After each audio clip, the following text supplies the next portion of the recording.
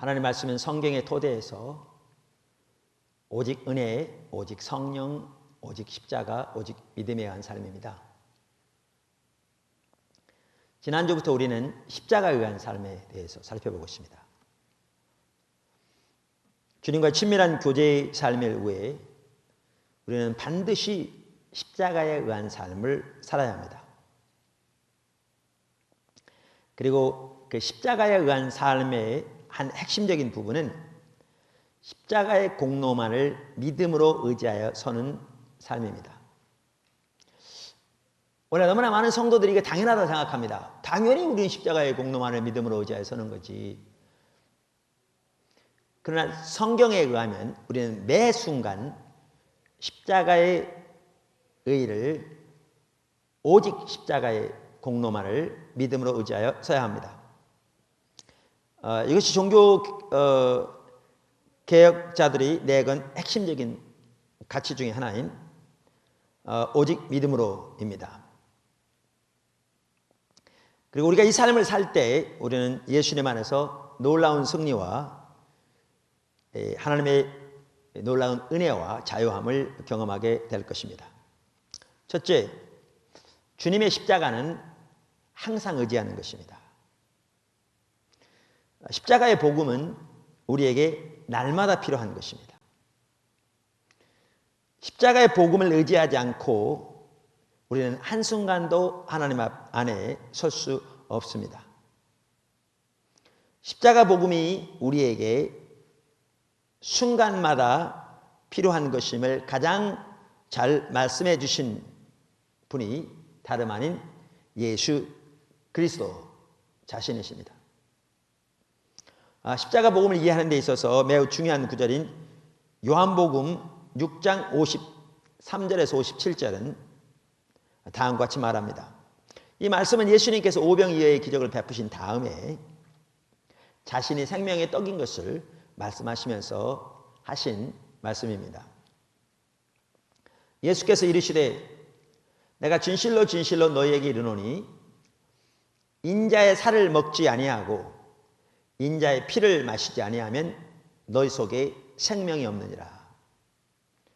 내 살을 먹고 내 피를 마시는 자는 영생을 가졌고 마지막 날에 내가 그를 다시 살리리니 내 살은 참된 양식이요 내 피는 참된 음료로다. 내 살을 먹고 내 피를 마시는 자는 내 안에 거하고 나도 그 안에 거하나니 살아계신 아버지께서 나를 보내심에 내가 아버지로 인하여 사는 것 같이 나를 먹는 그 사람도 나를 인하여 살리라. 여기서 예수님의 피는 뭘 가리킵니까? 예수님의 살은 뭘 말합니까? 여기서 이 말은 예수님의 살과 피를 진짜 먹는 걸 의미하는 게 아닙니다. 사실 그 당시에 이 말씀을 들었을 때 성경에 보면 많은 예수님을 따르던 제자들이 예수님을 떠나가고 다시는 예수님을 따르지 않더라 그랬습니다. 왜냐하면 그들은 예수님이 자기 살을 먹으라고 그러는가 자기 피를 마시라고 그러는가 그렇게 이해했기 때문입니다. 여기서 말하는 예수님의 살과 피는 예수님의 십자가를 가리킵니다. 왜냐하면 예수님께서 십자가에 못 박히시기 전날 밤에 제자들에게 성찬을 베푸시면서 이것은 내가 너희를 위하여 내어주는 내 몸이라 이렇게 떡을 주시면 그랬거든요. 그리고 포도주를 주시면서 이것은 내가 너희를 위하여 흘리는 내 피라 이렇게 말씀하셨어요. 그리고 그 다음날 예수님께서 십자가에 의해서 돌아가셨거든요. 그래서 여기에 예수님의 살과 피는 예수님의 십자가를 가리키는 것입니다. 그 다음에 그러면 그것을 먹는다는 말은 뭔가? 그리고 그것을 마신다는 말은 뭔가? 그래서 요한복음 6장 전체를 보면 그것이 예수님을 믿는 것임을 명백하게 알 수 있습니다. 29절, 35절, 40절 등에 보면 그래서 예수님을 믿는 것이 곧 아버지의 일이라 이렇게 말씀하고 계시거든요. 그래서 이 말은 여기서 예수님의 살을 먹고 예수님의 피를 마신다는 말은 예수님의 십자가의 공로를 믿음으로 의지하여 서는 것을 말합니다.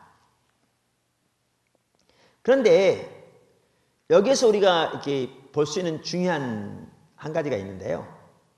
그것은 먹다 그리고 마시다 라는 단어의 시대입니다. 우선 여기 53절에 예수께서 이르시되 내가 진실로 진실로 너희에게 이르노니 인자의 살을 먹지 아니하고 인자의 피를 마시지 아니하면 너희 속에 생명이 없느니라.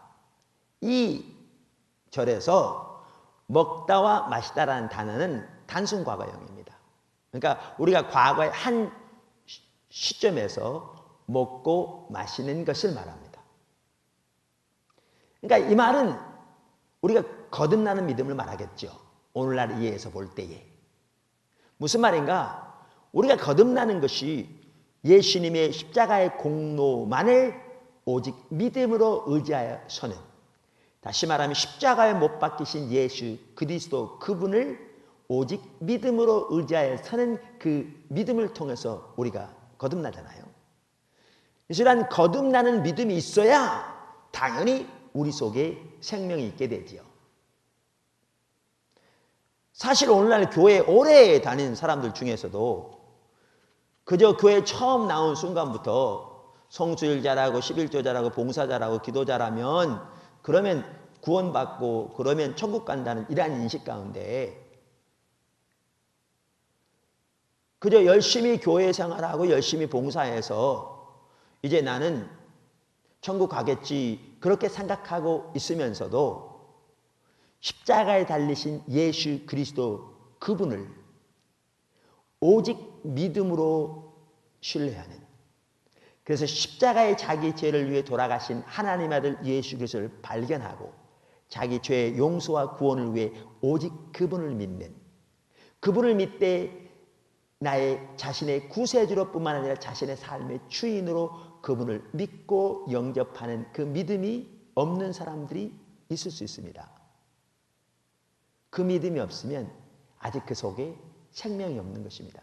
왜냐하면 종교적인 행실이 우리를 구원하지 않기 때문입니다. 그래서 니고데모와 같은 바로 그 요한복음에 그 당시 누구보다 성경적인 지식이 뛰어나고 누구보다 종교적인 삶을 살고 그 당시 누구보다 율법을 나름대로 잘 지킨 니고데모에게 예수님께서 말씀하시기를 내가 거듭나지 아니하면 하나님 나라를 볼 수도 들어갈 수도 없다고 말씀하셨잖아요. 그리고 그 동일한 요한복음 3장에서 예수를 믿음으로 영생을 얻는다고 말씀하셨고, 동일한 요한복음 1장에서는 하나님의 아들을 영접하는 것이 곧 믿는 것이라고 말씀하고 있잖아요. 이처럼 우리는 당연히 우리에게 거듭나는 믿음이 있어야 우리 속에 영생이 있습니다. 사실 그건 대부분 잘 압니다.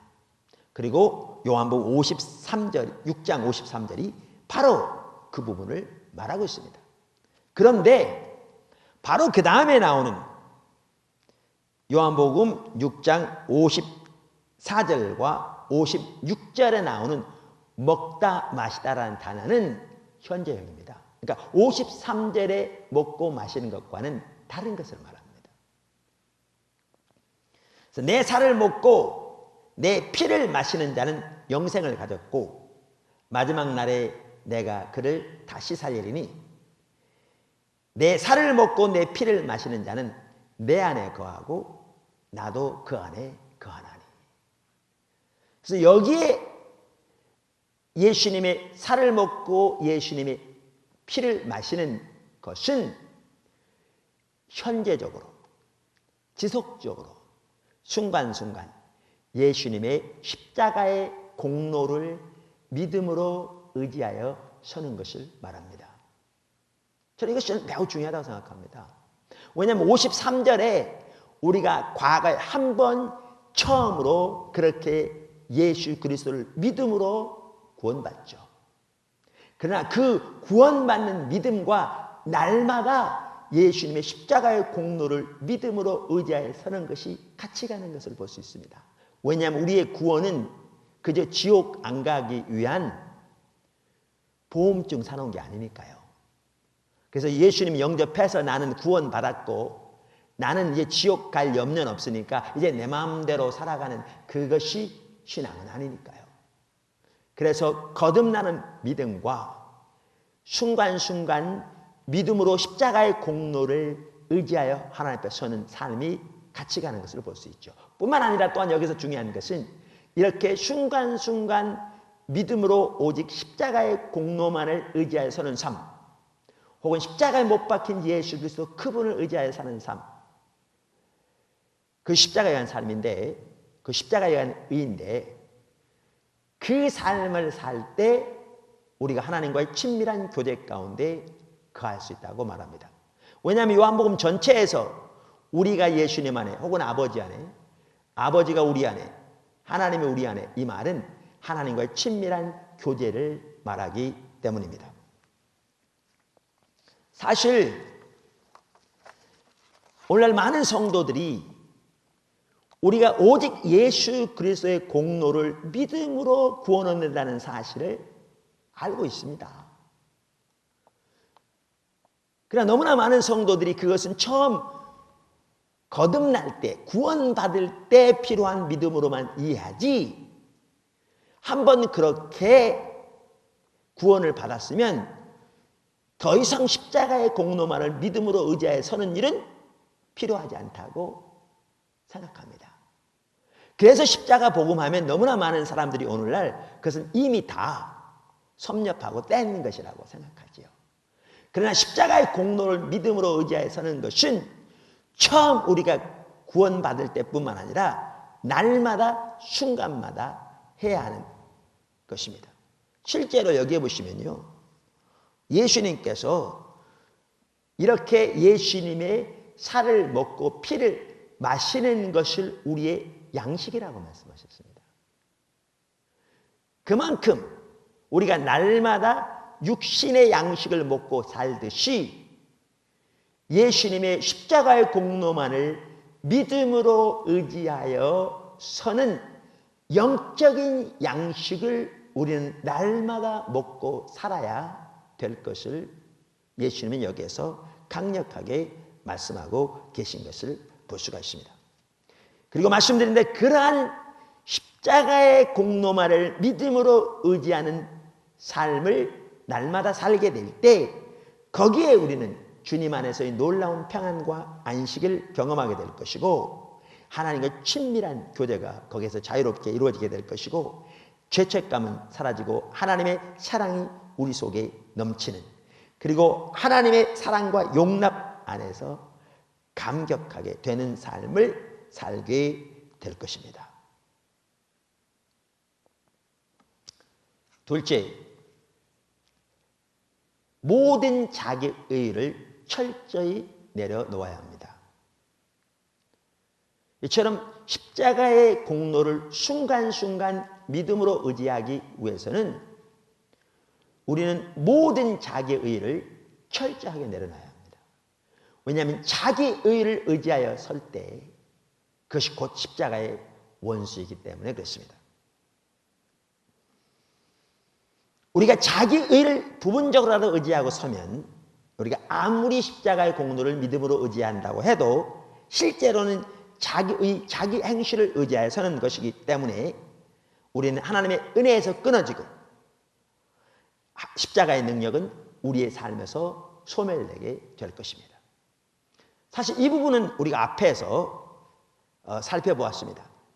오래됐습니다마는, 그리고 이 부분을 다시 반복하려면 시간이 너무 많이 걸리기 때문에 여러분들은 과거의 그 설교 테이프를 한번 이렇게 들으시면, 복습하는 차로 다시 들으시면 좋겠습니다.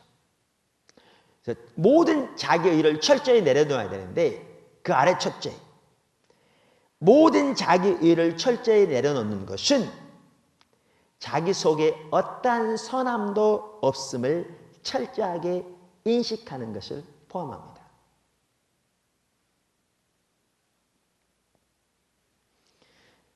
십자가에 의한 삶을 살기 위해 모든 자기의를 철저하게 내려놓는 것은 자기 속에 하나님 앞에 내놓을 만한 어떠한 선함도 없음을 철저하게 인식하는 것을 포함한다 그 말입니다. 다시 말하면 총체적인 자신의 무능함을 철저히 발견하는 것을 포함합니다. 이에 대한 좋은 예가 베드로의 예입니다. 나는 베드로로 하여금 오늘날 우리가 아는 베드로가 되게 한 데는 중요한 두 가지 사건이 있었다고 생각합니다. 그 두 가지 사건을 통해서 베드로는 오직 은혜에 의한 삶, 오직 십자가에 의한 삶, 오직 성령에 의한 삶을 배우게 되지요. 사실 이게 다 같이 갑니다. 그 첫 번째 사건은 베드로가 예수님을 부인한 사건입니다. 마태복음 26장 69절에서 75절에 보면 이 부분이 나오는데요. 제가 한번 성경 읽어보겠습니다. 베드로가 바깥들에 앉았더니 한 비자가 나와 가로되 너도 갈릴리 사람 예수와 함께 있었도다 하거늘 베드로가 모든 사람 앞에서 부인하여 가로되 나는 내 말하는 것이 무엇인지 알지 못하겠노라 하며 앞문까지 나아가니 다른 비자가 저를 보고 거기 있는 사람들에게 말하되 이 사람은 나사렛 예수와 함께 있었도다 아멘. 베드로가 맹세하고 또 부인하여 가로되 내가 그 사람을 알지 못하노라 하더라. 조금 후에 곁에 섰던 사람들이 나와 베드로에게 이르되 너도 진실로 그 당이라 네 말소리가 너를 표명한다 하거늘 저가 저주하며 맹세하여 가로되 내가 그 사람을 알지 못하노라 하니 닭이 곧 울더라. 이에 베드로가 예수의 말씀에 닭 울기 전에 내가 3번 나를 부인하리라 하심이 생각나서 밖에 나가서 심히 통곡하니라. 여러분 이 사건은 베드로가 예수님을 3번이나 부인한 사건입니다. 일개 계집종 앞에서 3번씩이나 예수님을 부인할 뿐만 아니라 나중에는 맹세하며 저주까지 내리면서 예수님을 부인했습니다.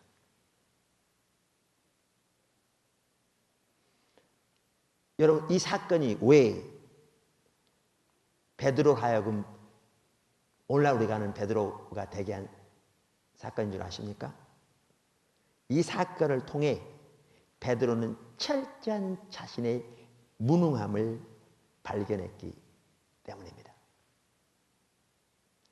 다시 말해서 자기 속에 하나님 앞에 내세울 만한 어떠한 선한 것도 없음을 철저하게 발견하게 되었기 때문입니다.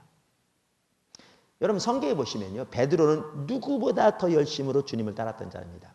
사실 주님을 따르기 위해 그는 자기의 모든 것을 버려두었을 뿐 아니라 자기의 목숨까지도 기꺼이 내어줄 수 있는 사람이었습니다. 그는 주님을 따르는 데는 물불을 가리지 않는 사람이었습니다. 여러분 한번 보세요. 예수님께서 밤중에 물 위로 걸어오실 때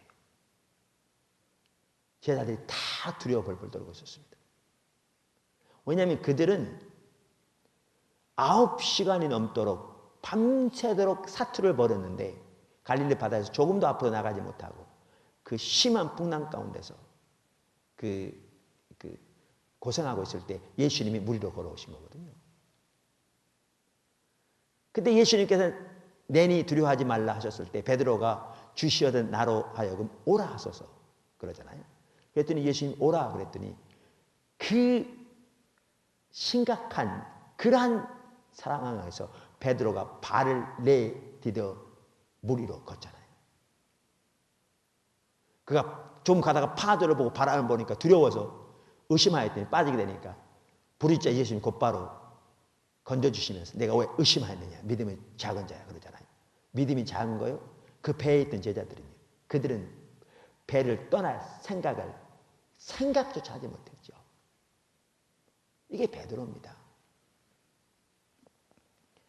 그 외에도 여러 사건을 볼 때 베드로는 진실로 자기 목숨까지 기꺼이 내어줄 만큼 주님을 그렇게 사랑하고 열정적으로 주님을 따랐습니다. 그러한 베드로, 불과 몇 시간 전에 예수님께서 너희가 나를 다 버리리라고 하셨을 때 베드로가 장담하기를, 다른 사람은 주님을 떠날지 몰라도 나는 죽든지 감옥에 갇히든지 주와 함께 있겠노라고 그렇게 장담했던 사람입니다.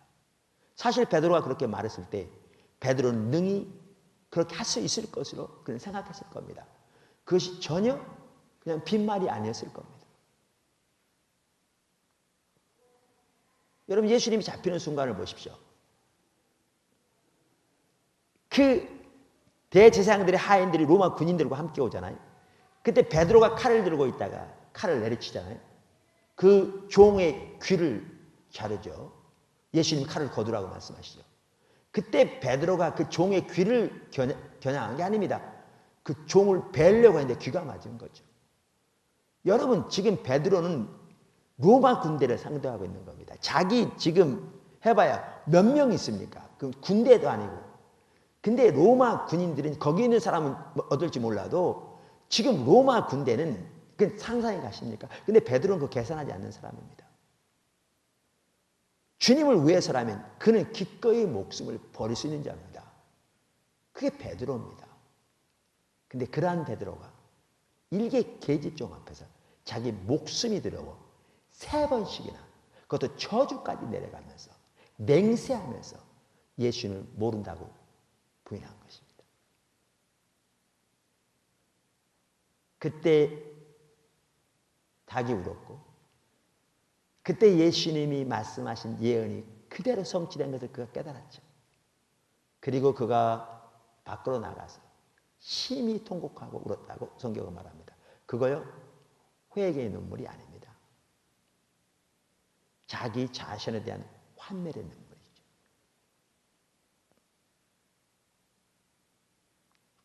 자기가 모든 것을 버려두고 주님을 쫓았다고, 누구보다 주님을 사랑한다고 자부하는데 기껏 그 모든 것이 이 정도밖에 안 되는 자신의 모습으로 귀결된 걸 보았을 때 그는 자기 자신에서 지금 환멸하고 있는 겁니다. 그런데 놀라운 사실은 이것이 바로 베드로로 하여금 우리가 베드로가 되게 한 중요한 한 사건이었습니다. 왜? 이 사건을 통해서 베드로는 철저하게 자기의 무능함을 발견하였기 때문입니다.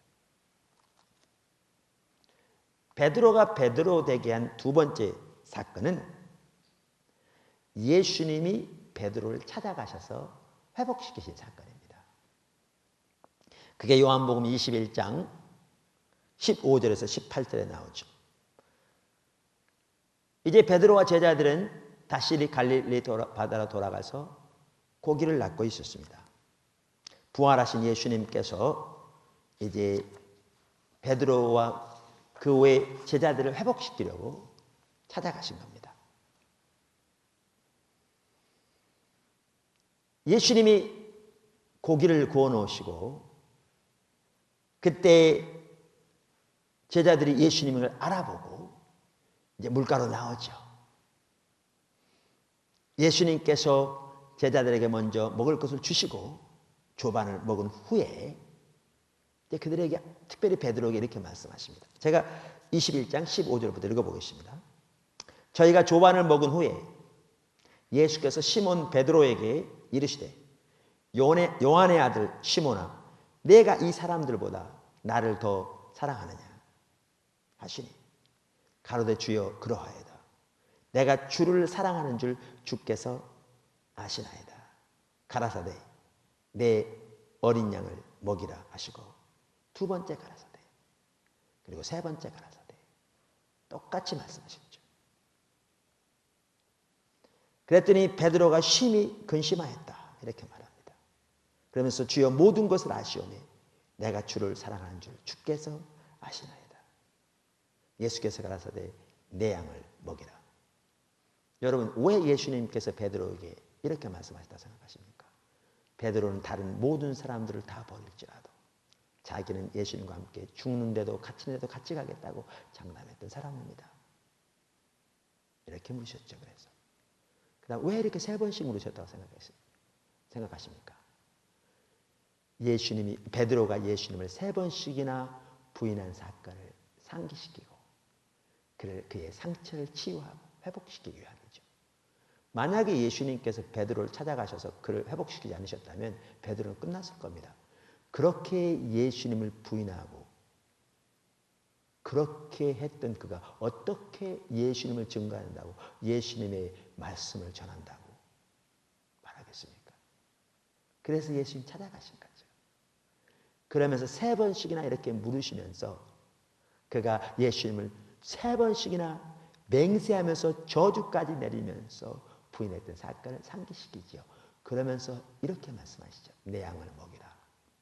내 양을 치라. 내 양을 먹이라.